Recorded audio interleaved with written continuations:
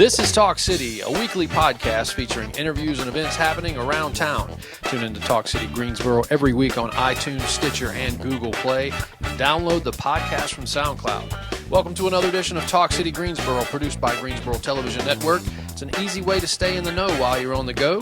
Subscribe to Talk City so you can keep up with what's going on in the Greensboro City government. I'm your host, Josh Johnson, and joining me in the studio today, as always, at the controls in control, Mr. Devin Smith. Hey, how you doing, Josh? Pretty good. How are you? I'm doing good. I like it. Yeah. It's been a busy week, but we have a very important topic that we want to talk about today with Chief of Police Wayne Scott retiring at the end of January in 2020. The city is conducting a search to fill a very important position. Tasked with overseeing the process is Trey Davis, Assistant City Manager of Public Safety, supervising Guilford Metro 911 and the police and fire departments. Thanks for joining us today to inform us about this, Trey. Thank you for having me. Yeah. So the city got a consultant to come in to help with this process. Can you kind of tell us what that plan is like that they kind of help put in place for us? So I want to first say this, that, you know, one of the reasons that we chose to go the route of getting a consultant firm to help is because of the importance of the role of the police chief for the city. Mm-hmm. Across the country, decisions in policing, police actions, police involvement are making headlines all over the place. And so we thought it very important to start this process as professional as we could, and that led us to go outside and to put out a bid for a very professional consulting firm, and we were able to select Development Associates, who came highly recommended. Not only highly recommended, but they have a great reputation in the police world. They were part of the selection of four of the most recent highly publicized police chief selections right here in North Carolina, where four African-American females were placed as police chiefs. And we thought with that experience and the diversity that particular consulting firm brings, then we know that we'll be able to get the best candidate to fit the city. Okay. And can you kind of tell us about the plan that's going forth as far as what the city is doing to get any feedback or anything like that? What was the plan that the consultant firm kind of helped put in place? So one of the first things that I had to tackle or meet as a challenge, how can our community be involved in this process? Mm-hmm. All of us know we work here for the city, and there are hiring processes, there are things that we go through, their background checks, but we wanted to make sure up front that the city felt like the community felt like they were involved in this process, mm-hmm. that they had input. So we were able to go out into the community, hold a number of meetings. The other part of Development Associates is that they were very gracious to allow their consultants that contract with them to come out with us into those meetings. And so that made for a great opportunity for the community to see that we were intentional about really getting their feedback, really hearing what people in the community want to see in the next police chief. Okay. What are some of the things that the city got from those community meetings? So there were I think we held about between 10 and 14 meetings. A few of them were open to the public, and a few of them were more strategic. But consistently across the board, people were asking for innovation. People were asking for a police chief who would address head-on the issues such as police accountability. They want to see a police chief who will be more open with sharing information like our body-worn camera footage. But even more so, probably the most common thread is people wanted to see a police chief who was trustworthy and that they could really trust he will hold his people accountable. Yeah. So, and that was just that was probably the biggest theme of just a bigger connection between the police chief and the community as far as trust going both ways. Right. Again, as I started off and talked about the reason why we went outside to get this search firm, it's no secret that there's a tremendous strain between police and community. We've had situations right here in our own community, but then, I spent 23 years in law enforcement, and, inevitably when things happen across the country in policing, it impacts us here locally, because because of the way media. I mean, look at the platform we're on right now. And so when people have access to media, they have access and knowledge of what happens in other areas.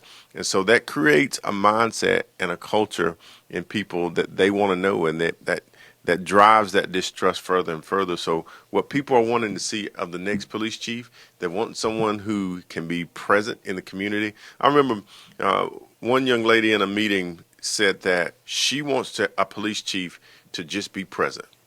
And it sounds simplistic, but it was impactful. She wants a police chief who will be present and stand and listen to people, come out into the community, hear what people have to say, and act on what he hears people say. All right, so we're gonna take a break pretty soon, but right before we do, I did want to get this question in, since you kind of touched on it a little bit. The culture, as far as kind of GPD and what our city is going through as far as homicides and violence and stuff like that. How important is this position to helping us kind of curb what's going on in the city? Devin, I put myself on the hot seat a little bit. When I go home and think about this, I think I've got to hit a home run when we select this next police chief.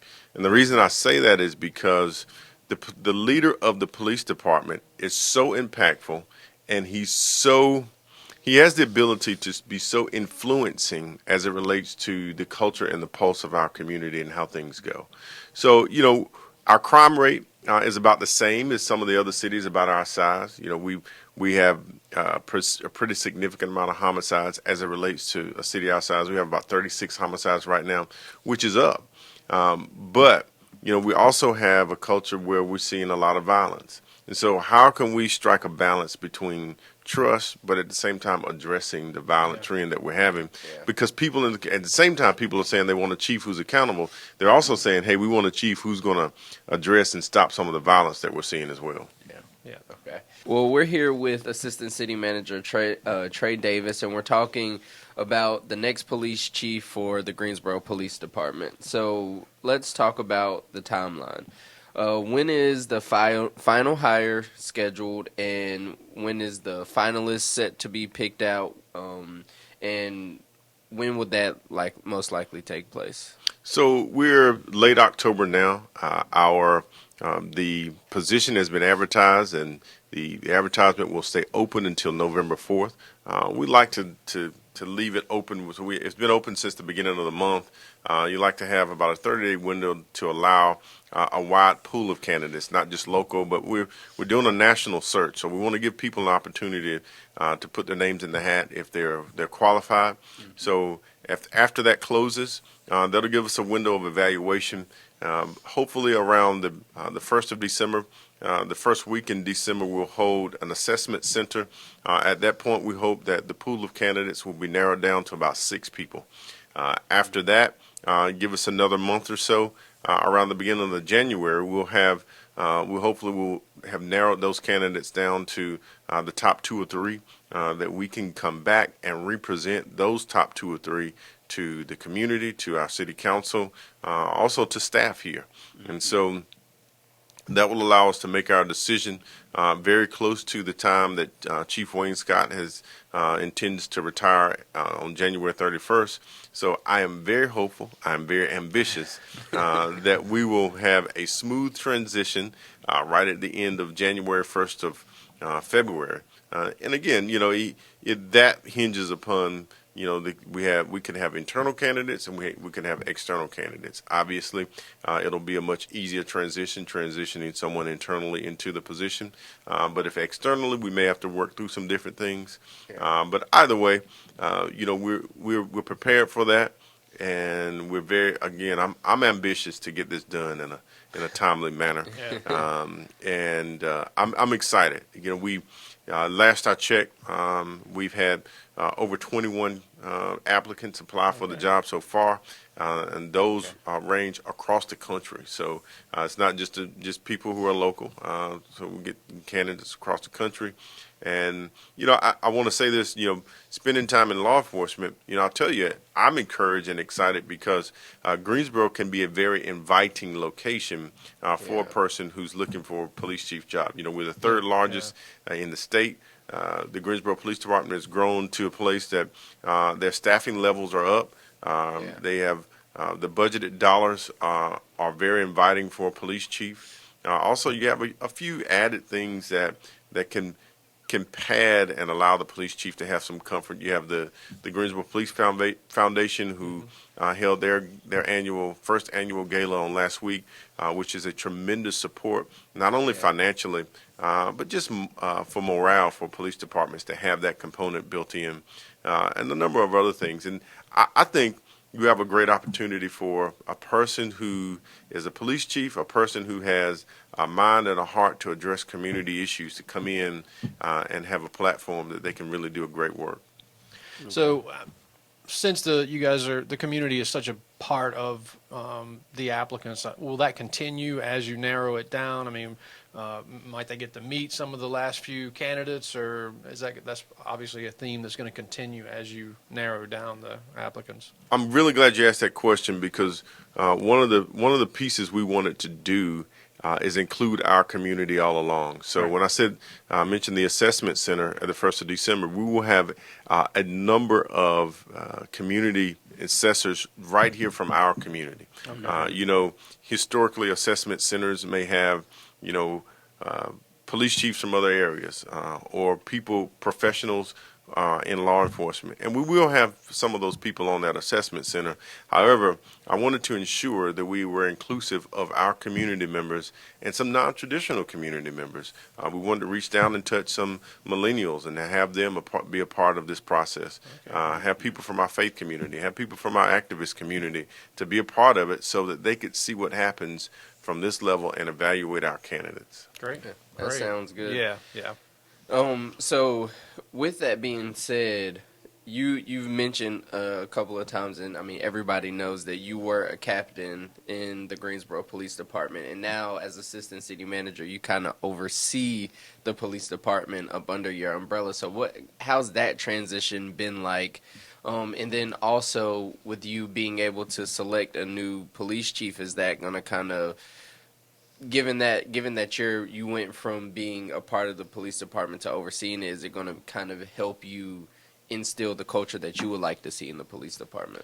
So let me tell you, I can answer this question two ways. One way, I can give you this great professional answer that, it's been great, I've been transitioning. But I'm sure some of my old coworkers are listening. Quite frankly, the path that my career took the last probably 5 or 10 years really allowed me to position myself for this new role. Some of them will tell you I hadn't arrested anybody in the last 15 years. They said, Trey, you weren't a police officer anyway. When I was a detective, I was over our detective division.